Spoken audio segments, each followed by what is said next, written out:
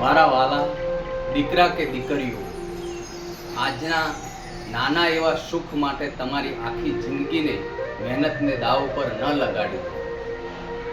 મેં હંમેશા 10 વર્ષ પછીનું વિચારીને નિર્ણય લીધો છે, એટલે જ આજે હું સુરક્ષિત છું. જે તરત જ બધું મેળવી લેવું છે તેના ભાગ્યમાં અંતે માત્ર પસ્તાવો જ લખેલો હોય છે. તારા સપના અને તારા આયોજનને રોજ કાગળ ઉપર લખીને તેને તારા મનમાં કોતરી દે. સત્ય એ જ છે કે તારો આજનો આરામ તારી આવતીકાલની મુસીબત બની શકે છે. સમય તારી પાસે રહેલી સૌથી મોટી મૂડી છે. તેને નકામા લોકો પાછળ વેડફવાનું બંધ કરી દે. તારી પ્રગતિ રોકતા 10 અદ્રશ્ય કુટેવો. તારી જે પ્રગતિ છે રોકાઈ જાય છે એવા 10 અદ્રશ્ય કુટેવો છે. પહેલો, ભૂતકાળમાં જીવવું.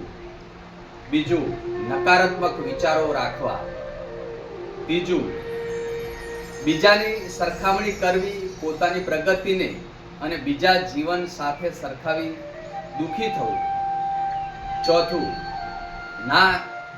ના કહેતા ન આવડતું, પોતાની ઈચ્છા ન હોવા છતાં બીજાને સુખ કરવા માટે હા પાડવી.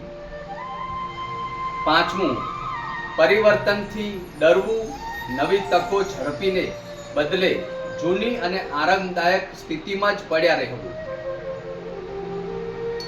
છઠ્ઠું, દરેક પાસે અપેક્ષા રાખવી, લોકો તમારી કદર કરશે અથવા તમારી જેમ જ વર્તશે એવી આશા રાખવી. સાતમું, ભૂલો સ્વીકારવાને બદલે બહાના સુધારીને બદલે સંજોગો કે નસીબોનો વાંક કાઢવો અથવા વાંક ઠલવવો. આઠમું, આળસ અને કામ ટાળવાની આદત, અગત્યના કામને પછી કરીશ કહીને પાછા ઠેલવવા. નવમું, દરેક વસ્તુ વિશે વધુ પડતું વિચારવું.